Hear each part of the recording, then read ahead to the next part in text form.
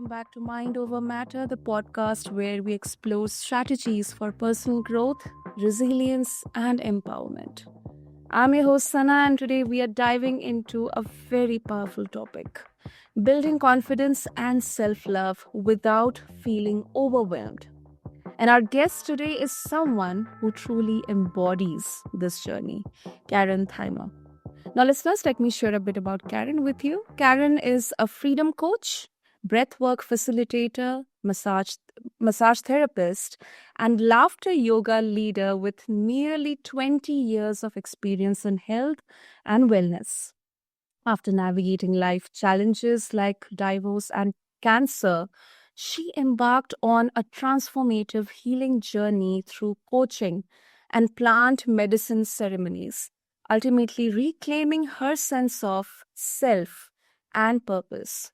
And today, she empowers women over 50 to 10x their confidence and embrace life with clarity and joy. So, with that, Karen, welcome to the show. And we all are so excited to have you here with us. Thank you so much, Sana, for having me as a guest as on your podcast. And it's so much fun hearing somebody else share your bio, because I just sit there and I'm like, wow, look at that. I do a lot, don't I? And always fun to listen to. So thank you. And I'm impressed you pronounced my last name. Pardon? Oh, wow. Great. So, Karen, to begin with, your journey from feeling stuck and overwhelmed to becoming a freedom coach and helping women, quantitatively, if I quantify 10x their confidence, it's incredibly inspiring. And of course, there's a very emotional story. There are a lot of ups and downs behind this entire journey of transformation. So, if you can share that, what led to that turning point for you in 2018 and how it shaped the work you are doing today. Okay. So, right. In 2018, as you mentioned, like part of my journey is I've gone through divorce after 17 years of being married. I've gone through, I say I'm a cancer thriver. And in 2018, I was kind of feeling really stuck. And I kept it and I was turning, coming up to, being that 50 years old. And I just thought, like, this is how the first part of my life looked. Like, how do I want to live the second? Except I was stuck. I was living in my past. I had a hard time letting go of my marriage, even though I didn't want to be in the marriage, but I also didn't want him to move forward either back in those days. I mean, I'm happy he is, and we're still friends, which is nice. But I just kind of was like, okay, what's keeping me stuck? So I hired a coach because my business was starting to fall apart. And I just felt like life was just stuck, just not going anywhere. And so I hired a business coach who did something called, part of her techniques are called NLP, so neuro linguistic programming. Our mind and the language we use are very much connected. And it meant something, and how our unconscious mind holds on to these memories, and we don't even know what half the things are that keep us stuck, right? And from there, I also have a friend of mine who runs a retreat who does plant medicine.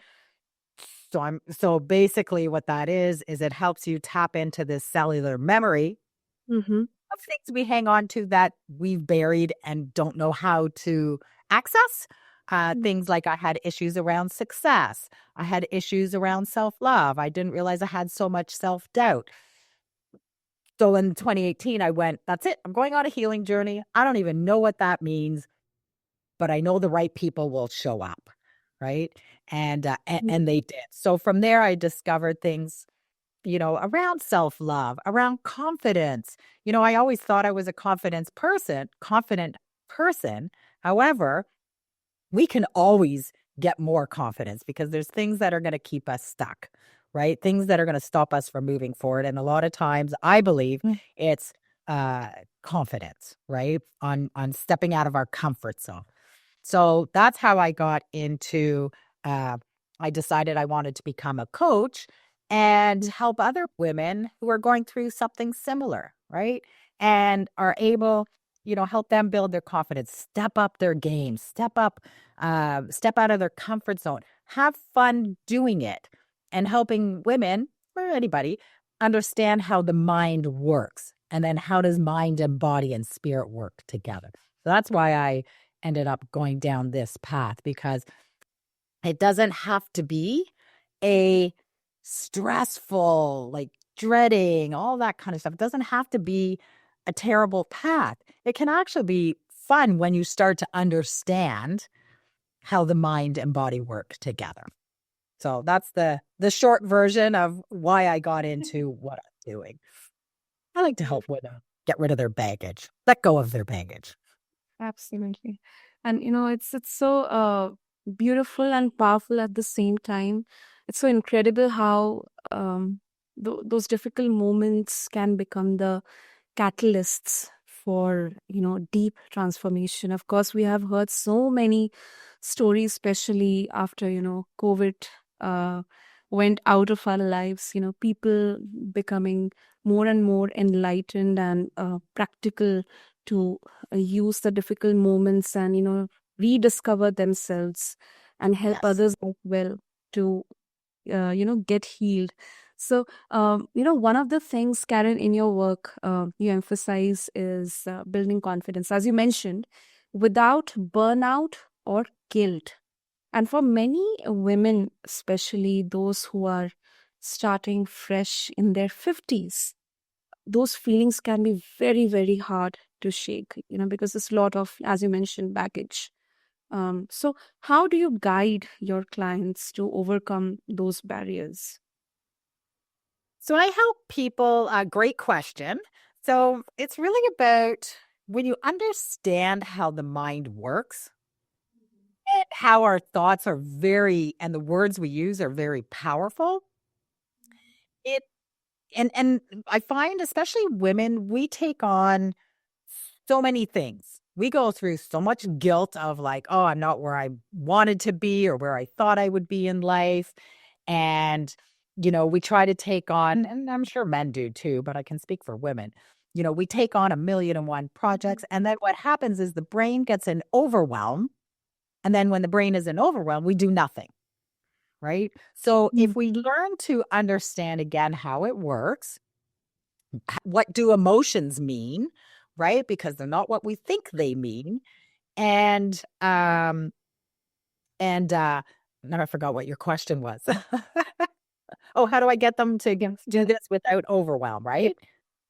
Yeah, sometimes I can go Yeah. off into little directions. But Yeah. yeah, so it's learning that, like helping women find out like what's your goal? What do you want? Because as humans, we're great at knowing what we don't want. But whenever I ask people like what do you want? A lot of people have no idea because they've never been asked that question. So then we get the goal, where do you want to go? What would you like in life? How do you want to make an impact? Then I help them break that down into simple steps, right? Like, how about we just do one thing today that will help push the needle forward, right? I think and I can speak for myself and my clients, we try to take so much on and think we can get it all done in a day. We want everything instantly, It's like if we could have a pill to have everything work out for us, we would, right? So that's how I break it down, helping them unload, like finding their goal, what their purpose is. How do you break that down? How do you not get in overwhelm and get excited about your future? And it's really about the journey and the stepping stones to get there. True, true. It is definitely about the journey. And, it sounds like such a compassionate and sustainable approach, not for like short term. So, could you share an example, Karen, of maybe a very small, actionable step someone can take today to begin feeling more confident and less overwhelmed? Because, there's so many things around us, external circumstances and factors, overpowering our thoughts and, hindering that confidence to build up. Right. Great question again. Thank you. Yeah, it's never just one step I like. And I used to hate journaling. I used to think journaling, I can't sit still. I don't know what to write about until, when I left my marriage and one of my friends who is also a coach said, Karen, just journal it out, right? Just journal out everything you don't like, and then how about everything you like, right? Okay, sorry, I thought I lost you there for a second. My internet was a little bit wonky. Anyway, and so one thing I love to tell people to do, or I recommend, is start daydreaming, first of all, right? Or, give journaling a chance, even if it's 10 minutes of what do you want? Right? What gets you excited? What gets you, maybe it's travel. Maybe you want a house. Maybe you want to be in a relationship again. Maybe you just want to make an impact in this world, but not sure how to go about it. So I always recommend to people start off with just what do you want? Right? And then I help people break that down so they can believe that they can actually get what it is that they want, right? But journaling is a great tool. And even if you think you can't do it, it's just really about sitting still, because our mind likes to say, I'm busy, I need to be busy. And if you're not busy, you're lazy. I mean, there's so much chatter in here, but I get into detail with that more. But I would say start off with journaling and just writing out, what is it that you want, right? What gets you excited? And if you don't know, just go into gratitude about something, right? But yeah, it's a simple step. It is. It is very simple, and it is simple. Uh, but many people feel like, okay, I have a blank paper, I have my pen. What will I write? It happens, but Just write that. yeah, I don't know what to write. I feel weird doing this. I don't like doing this. exactly. Start with that. And you'll see the magic. You'll see the magic. So Yeah. thank you so much, Karen, for sharing this, and also talking about other tools. You have mentioned the importance of tools like breath work and laughter yoga in your practice. So, can you Yes. share how these modalities help people connect with themselves, and how do they foster self love? Oh, beautiful question. So breath work. Breath work. It's really about teaching people breathing techniques, right? Especially if you're having anxiety or you're just stressing out, you're feeling anxious about something. Here are some tools to help calm down the nervous system, right? So I teach people about breath. My breathwork classes are about stirring up these emotions that we're so great at bearing, right? Sometimes we need to shed a little tear. Sometimes we need to have some laughter, right? And sometimes we need to stir up some anger to release that, right? Because these are things that we're taught to don't show anger, don't show tears, be a big girl, be a big boy. Like, what do you need to be angry about? So we just bury these emotions. So my breathwork classes help to stir this up. So you can release that and create some space in our mind and in our body so we can attract in new things, right? And get more clarity. So breathwork helps with clarity. Laughter yoga is just a lot of fun. And again, it's another tool to bring light to things. And also if you're stressed out, seriously, just start laughing. I mean, laughter yoga was started in India, right? Yeah.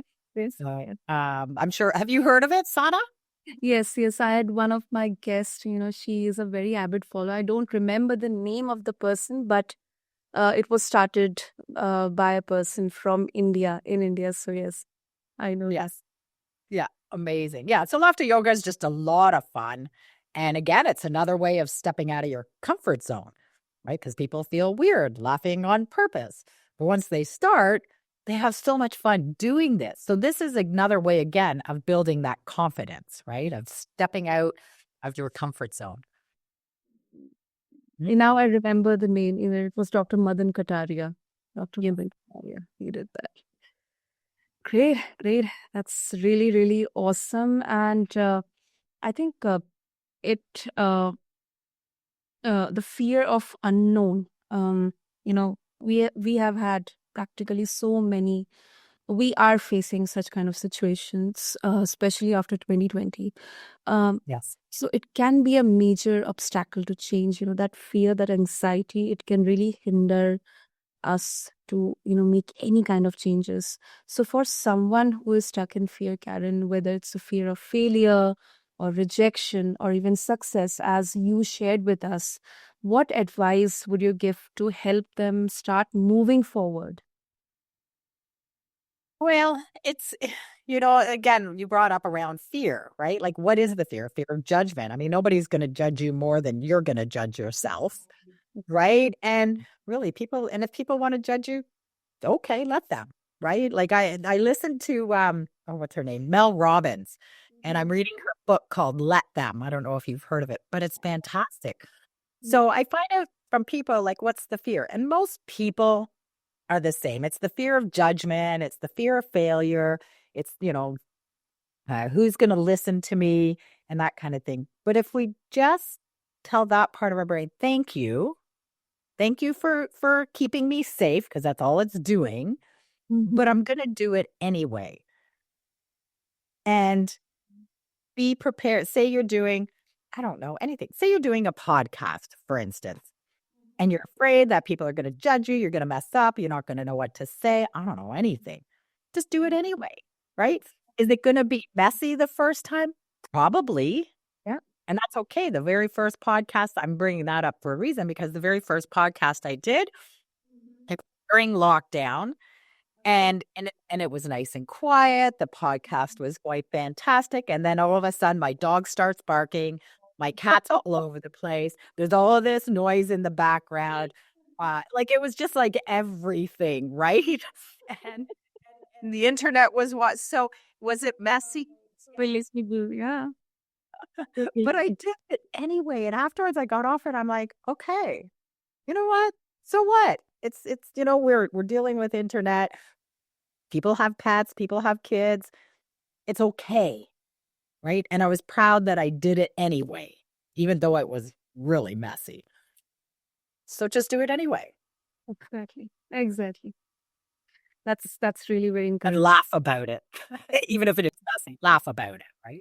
It is a form of self-compassion, self-love. And Yeah. talking about self-love, Karen, many people have so many of misconceptions with self-love. It's just like, okay, let me go to the spa, I'll have some manicure, pedicure, or something like that. That is self-love. It is, but it's much more than that. So Yes. sometimes people will feel, especially around us, that self-love is selfish or it's indulgent.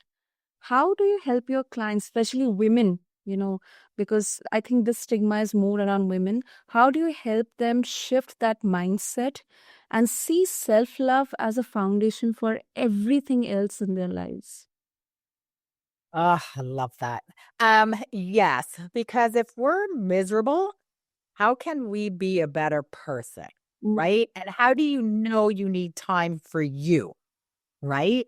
yeah, And like you said, some people think it's being selfish. Well, define being selfish. If I want to be a better person, then I need to look after me. yeah, Maybe it is going for a massage. Maybe it is having a spa day. Maybe it's just having a day for me to just stay quiet or go away for a weekend, right? So it's about taking care of yourself. Maybe it's exercising, right? Maybe it's like, today I'm going to do a little exercise, even if it's 15 minutes, because if we're miserable, how are we going to be a better person? How are we going to be a better wife? How are we going to be a better mom? true. So define selfish, right? So that's usually, if people are frustrated, lashing out and that kind of stuff, it means we've taken on too much. And now it's time to come back to ourselves and look after ourselves. So if that's being selfish, perfect, right? Also, and that's part of self-love. It's not just one thing, right? The other thing I recommend to people and that I help them is to be aware of the thoughts, right? Be aware of your thoughts. Like, if you're saying, oh, I feel fat today, or oh, this is terrible, oh, I have bad hair. That's not self-love. That's self-sabotage, right? And it's learning how to get connected to our body and be proud of our body. You know what? And be grateful. That's what I really want, like, to be grateful of our body. Like, you know, we're lucky for whatever it is that you have, right? Maybe it's, if you're able to walk, I'm grateful that I have legs that work, or just any part of your body, just be grateful for it, right? Grateful for your lungs, your organs, right? That's all part of self-love, is to be aware of how we're speaking to ourselves. Because if it's not nice, that is not self-love. So how do you change that? Start going into gratitude, and do something for you. Mm. That's what I help. Hmm.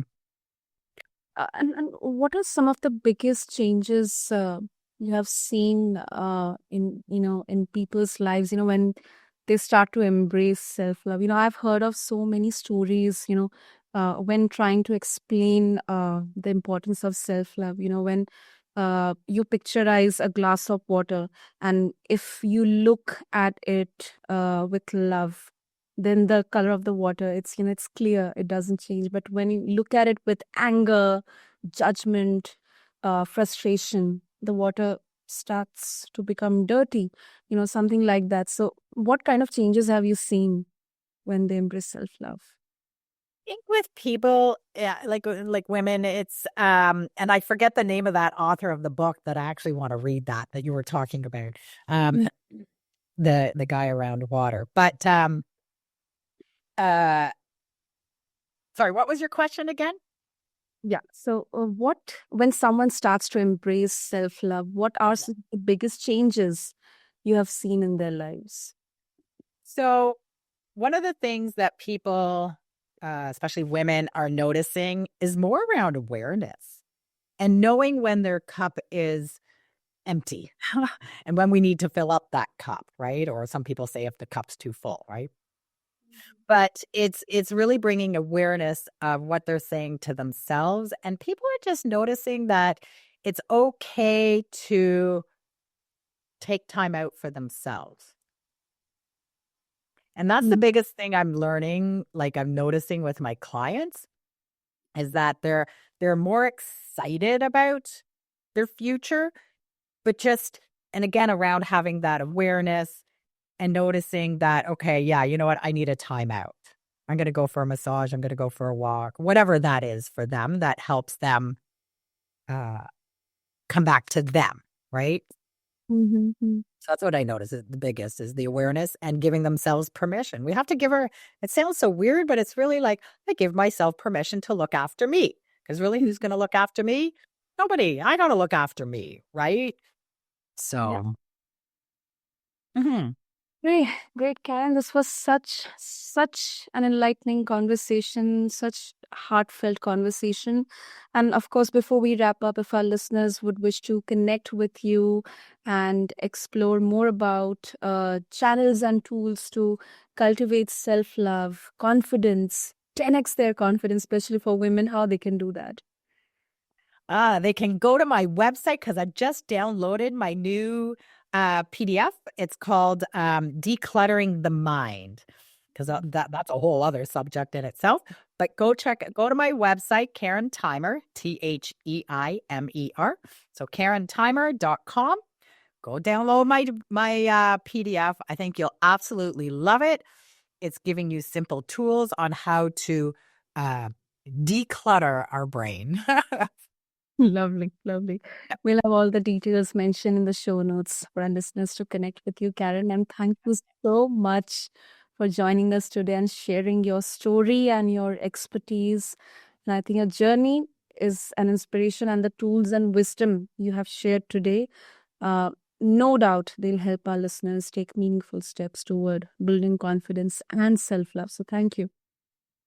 Thank you, Sana, for having me as a guest on your show. And I hope I inspired somebody. So Absolutely. thank you. Great. And listeners, if you are interested in connecting with Karen or learning more about her 10x confidence journey, check out the links in the show notes. And also, don't forget to subscribe to us, leave us a review, and share it with someone who might need little extra encouragement. Until next time, remember, mindset matters, and so do you. And thanks for tuning into Mind Over Matter. This is your host, Sana, signing off.